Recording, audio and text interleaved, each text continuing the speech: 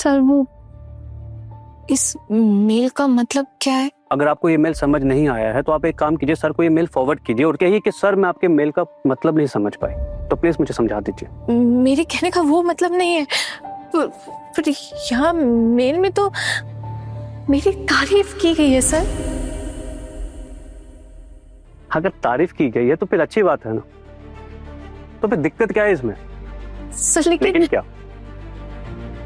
Sir सबको लग रहा था कि मेरी नौकरी चली जाएगी, आप भी काफी नॉन कमिटल थे सर। तो देखिए आना, आपको ना अपने ऊपर बिल्कुल कॉन्फिडेंस नहीं है।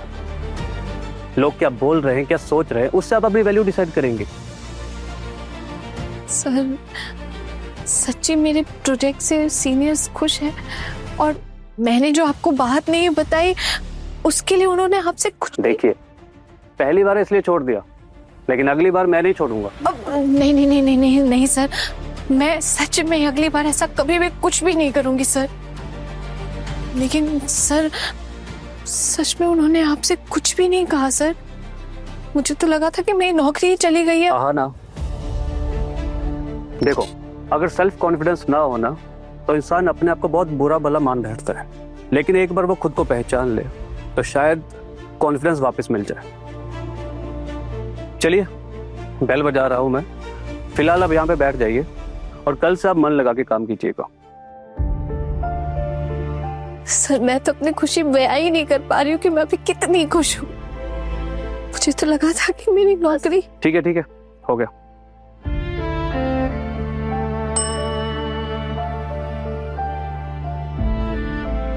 जी सर।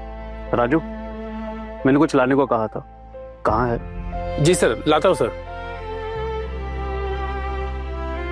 क्या सर? आपको इतनी क्यूरियोसिटी क्यों हो रही है? अब आपको भी सब पहले से बताना पड़ेगा क्या? जिसे कहा है वो समझ जाएगा। Sorry sir. गलती करो फिर सॉरी कह दो, और कितनी बार सॉरी कहेंगे आप?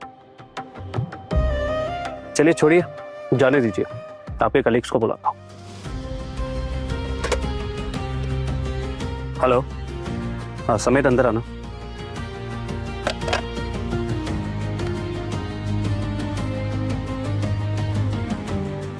बाहर जितने भी लोग हैं उन सबको बुला लो, और अपनी भी टीम को बुला लीजिए। अभी राजू थोड़ा बिजी है इसलिए मैं आपको बोल रहा हूँ। ठीक है सर, अभी बुला रहा हूँ।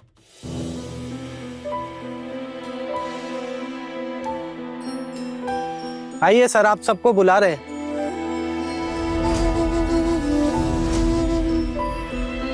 मामला क्या है? हमको क्यों बुला रहे हैं? अरे यहाँ से थोड़ी पता चलेगा, जाएंगे तब तो ना समझ में आएगा। लगता है सर ऑफिशियली अनाउंस करने वाले हैं कि अहाना मैडम की नौकरी चली गई।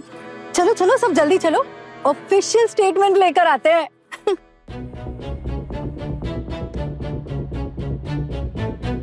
सर हम आए? हाँ आइए आइए, आप लोगों को ही वेट कर रहा था।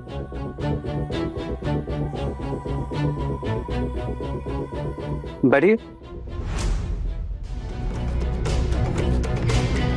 लीजिए मिठाई खाइए। सर ये किस लिए? कोई अच्छी खबर है क्या? वैसे सुन रहा था कि। क्या सुना आपने? नहीं सर, सुना कि हमारी नई मैडम ऑफिस ज्वाइन करते के साथ एक बड़ी गलती कर डाली, इसलिए इनकी नौकरी जाने वाली है। बस यही सुन रहे थे सर। ये देखकर अच्छा लगा कि सच्चाई की जीत हुई सर। सच को कोई नहीं हरा सकता। हम लोग तो इसी खबर का इंतजार कर रहे थे सर। कल ही पता चला था कि मेल तो आने वाला है। चलिए बढ़िया है, सच्चाई की एक और बार जीत हुई है। हाँ सही कहा आपने।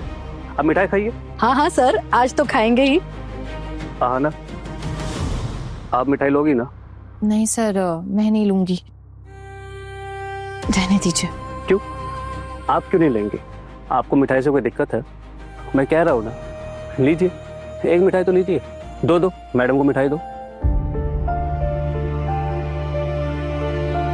ठीक है सर, मैं ले लेती हूँ, लेकिन पहले सबको ले लेने दीजिए। आप प्लीज पहले सबको दे दीजिए।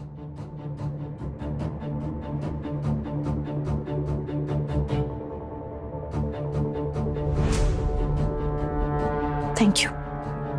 सर जिसकी नौकरी जा रही है आप उसको भी मिठाई खिला रहे हैं और ये खा भी रही है। नौकरी जा रही है? किसकी नौकरी जा रही है? मुझे तो लगा यहाँ पे किसी की नौकरी पक्की हो गई है। मतलब सर, मतलब क्या? समझना मुश्किल है क्या? आहना मैडम के नाम का एक मेल आया है। आहना, आपके पास भी तो मेल आया है, आप पढ़ लीजिए ना। ये भी सुन लेंगे कि सर ने क्या क्या कहा है आपके बारे में। जी सर, मैं भी पढ़ के सुनाती हूँ सबको। टू मिस्टर गांगुली, ये मेल आपको सूचित करने के लिए किया गया है कि मिसेस आहना सेन पर जो इंक्वायरी बिठाई गई थी, उस इन्वेस्टिगेशन के बाद ये नतीजा निकला है कि मिसेस आहना सेन पर लगाए गए सभी आरोप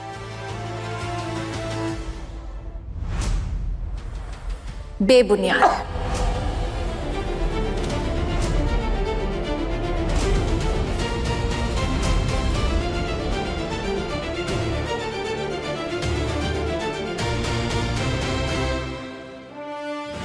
हमारी कमेटी आहना को पूरी तरह से निर्दोष मानती है और सभी आरोपों को खारिज करती है। बल्कि हमारा डिपार्टमेंट उनके द्वारा चुने हुए प्रोजेक्ट्स, उनकी असाधारण कार्यशैली और समर्पण की सराहना करता है।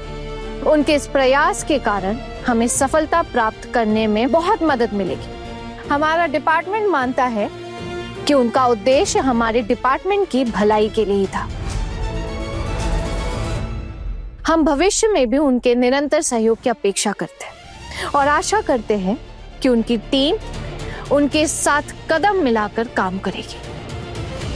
साभार संजय बासु, सीनियर ऑफिसर। अरे क्या हुआ? आप ये छोटी सी मिठाई भी नहीं खा पा रहे? वैसे तो बुरा लग ही सकता है, आहना आपकी कलीग है। आप लोग सोच रहे थे कि इनकी नौकरी चली जाएगी इसलिए बुरा लग रहा था। वैसे अब तो कोई बुरा लगने वाली बात ही नहीं रही। अब तो आहना यहाँ पे परमानेंट हो गई। मुझे उम्मीद है कि सर के मुंह से ये बात सुनने के बाद आप लोगों को ज्यादा खुशी हो रही होगी। आहना की नौकरी जाने का तो सवाल ही नहीं, बल्कि सर ने इनकी तारीफ में तो इन्हें मेल लिख दिया और आप सबका दिल तो टूटा ही होगा, है ना? अब क्या ही कर सकते हैं, सबकी अपनी अपनी किस्मत है। अब आप लोग भी आहना को बीट कीजिए ना। मैं तो चाहता हूँ कि यहाँ पे एक हेल्दी कंपटीशन हो और आप लोग जितना जानते हैं उस नॉलेज को इस फील्ड में उतारिए। अब जब प्रोजेक्ट सैंक्शन हो ही गया है तो आप सब इनकी टीम में हैं, तो आप सब इनकी हेल्प करिए और आप सबको इनकी हेल्प करनी ही पड़ेगी ताकि ये प्रोजेक्ट्स कामयाब हो। हम हेल्प करेंगे सर। क्यों? हेल्प करने में कोई दिक्कत है आपको? ये तो आपका काम है ना। सर, विथ योर परमिशन मैं सबसे एक बात कहना चाहती हूँ। Go ahead. जी सर। देखिए, साथ में काम करते करते आगे चलकर कई सारी प्रॉब्लम्स आएंगी, लेकिन अगर हम सिर्फ उन प्रॉब्लम्स को जगह देंगे तो कैसे चलेगा? थोड़ी जगह दोस्ती के लिए भी बचा लीजिए। और आप लोगों का मुझसे दोस्ती करके कोई नुकसान नहीं होगा। मैं अपने घर में भी ना, मेरी जो जेठानियां है ना, मैं उनको अपना दोस्त बनाकर उनके साथ काम करती हूँ। हम लड़कियां रोज कई लड़ाइयाँ लड़ती है, पर अगर इस यूनिट में लोग ज्यादा शामिल होंगे तो इस लड़ाई में आसानी होगी हमें। और रुम्पा जी, आप खुद एक लड़की होकर दूसरी लड़की का बुरा कैसे सोच सकती है? इससे क्या फायदा होगा? मुझे तो नहीं लगता कि इसमें कोई भी फायदा होगा आपका। तो आपको पता है, दोस्ती करने से ना जिंदगी थोड़ी आसान हो जाती है। बस इतना ही कहना चाहती हूँ मैं आप सबसे। ठीक है सर, अगर अब आपकी परमिशन हो तो मैं अपना काम वापस से शुरू करना चाहती हूँ। ओके। Thank you sir.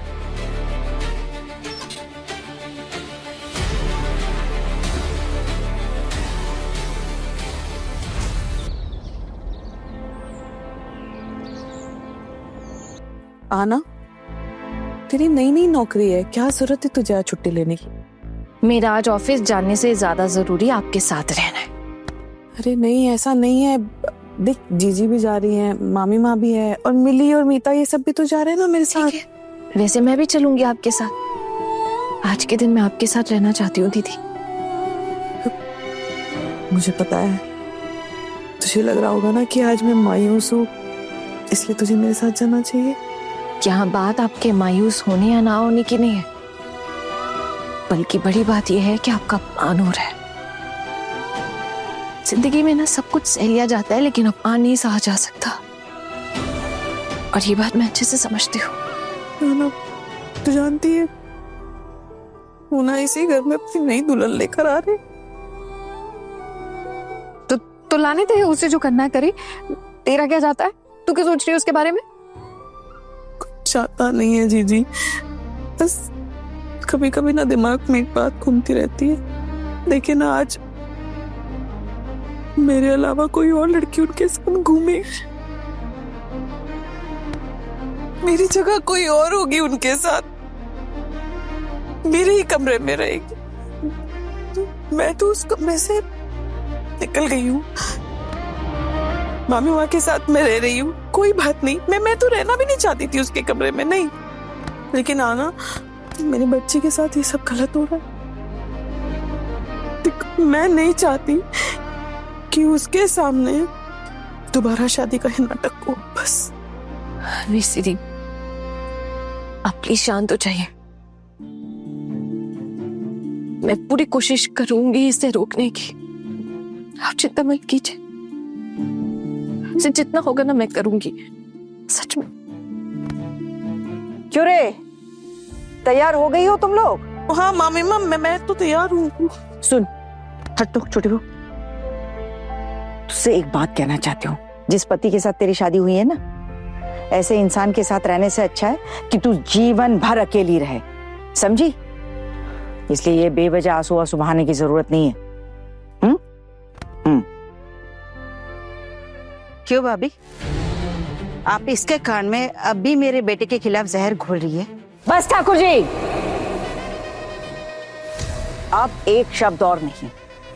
मैं चुप रहती हूँ, इसका मतलब ये नहीं कि आपकी हर बात खामोशी से सुन लूं। अगर इस घर में आपको ढंग से रहना है तो आप रहिए, वरना मोहल्ले वालों को बुलाकर धक्के मार के यहां से निकलवा दूंगी।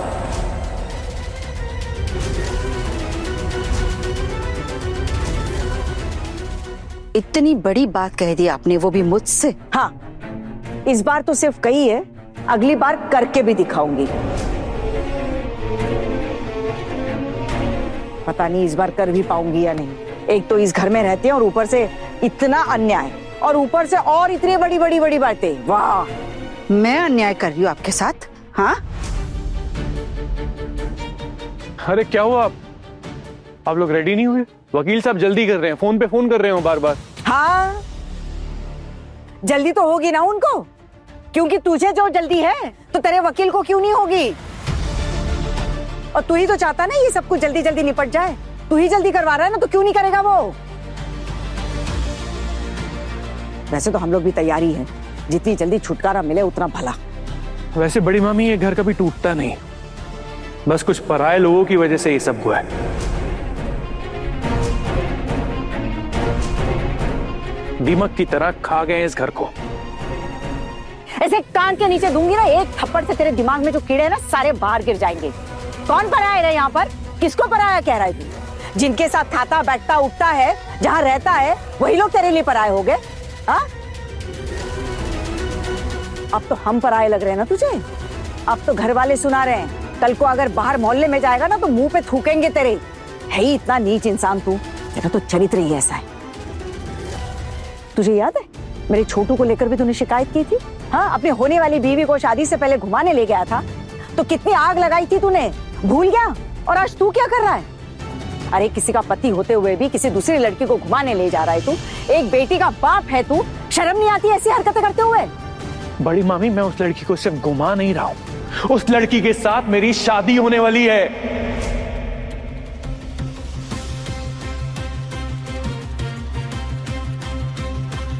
हाँ हाँ, कर ले शादी, फिर देख लेना क्या होता है। एक बात बताऊं तुझे, हर किसी में पारो जैसा धीरज नहीं होगा। मामी माँ, पारो, मामी माँ, अब जाने दीजिए, आप कुछ मत बोलिए। देखिए, हम सब तैयार हो ही गए हैं। अच्छा ही होगा जितनी जल्दी ये झंझट खत्म हो जाए मेरे लिए, क्योंकि मैं इनसे आज के बाद कोई और बहस करना ही नहीं चाहती। मेज दीदी,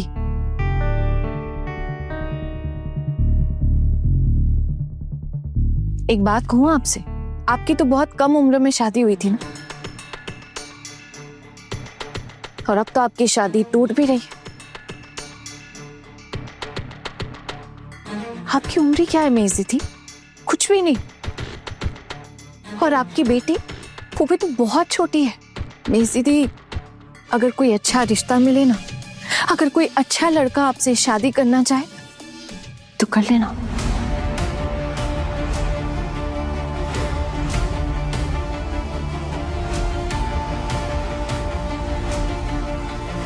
ये क्या बेकार की बातें चल रही हैं?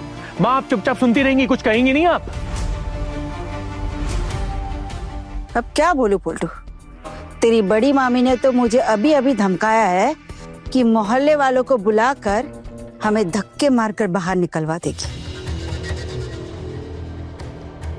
अच्छा, और आप डर गई?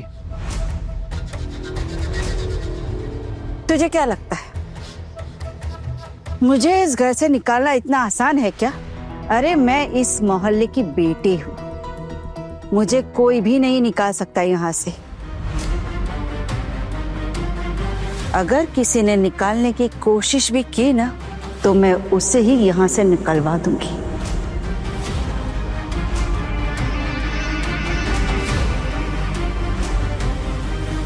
ये इतना आसान नहीं होगा पिशिमा। क्या सोचती हैं आप पिशिमा? माँ की बेइज्जती कोई करेगा और हम लोग चुपचाप खड़े होकर तमाशा देखेंगे? कभी नहीं। अरे हम तो क्या, मोहल्ले वाले भी माँ की बेइज्जती बर्दाश्त नहीं करेंगे। हाँ, लेकिन ऐसा कुछ आपके साथ अगर होता है या आपकी कोई बेइज्जती करता है तो ये मोहल्ले वाले झुंड बनाकर आएंगे वो तमाशा देखने।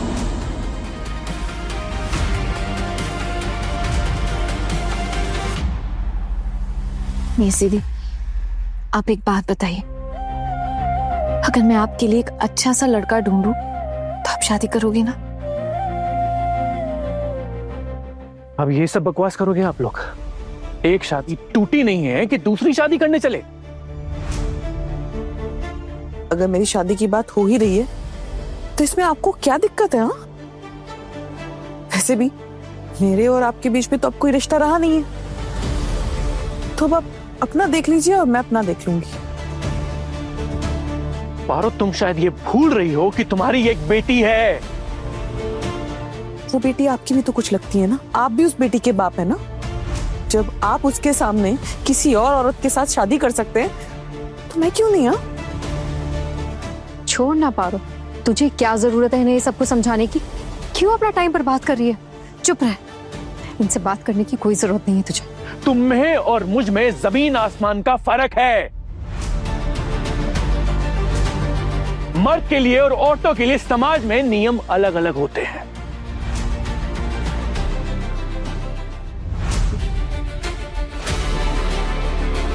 किसने बनाए ये नियम पोल्टू दादा?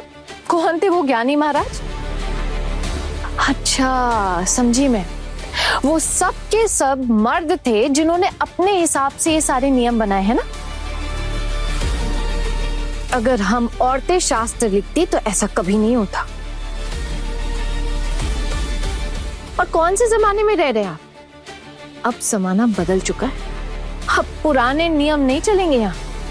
आज के समय में जो एक लड़का कर सकता है वो एक लड़की भी कर सकती है, समझे आप?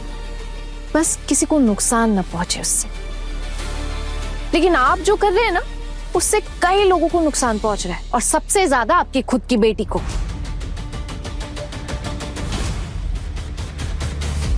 एक ही घर में दूसरी औरत को लेकर आएंगे आप? हाँ, अरे कल को मेज दीदी अगर दूसरी शादी भी कर लेना तो कभी ऐसा नहीं करेंगी वो।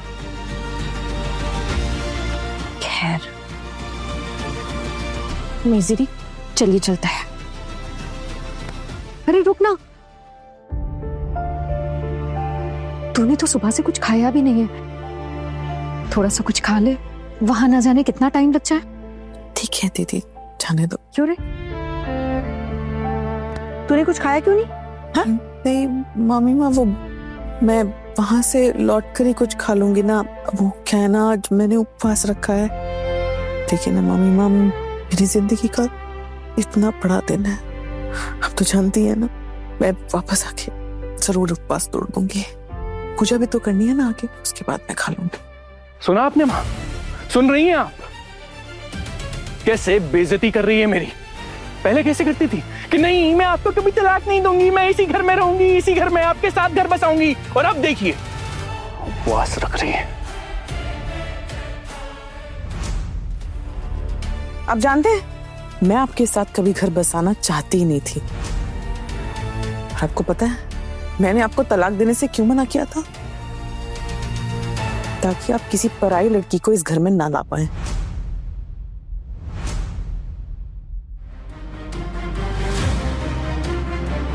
लेकिन उसके बाद मैंने बहुत सोचा और मुझे एहसास हुआ कि आप इस घर में उसको लेकर आए या ना आए, आप उसके साथ मतलब तो जरूर रखेंगे।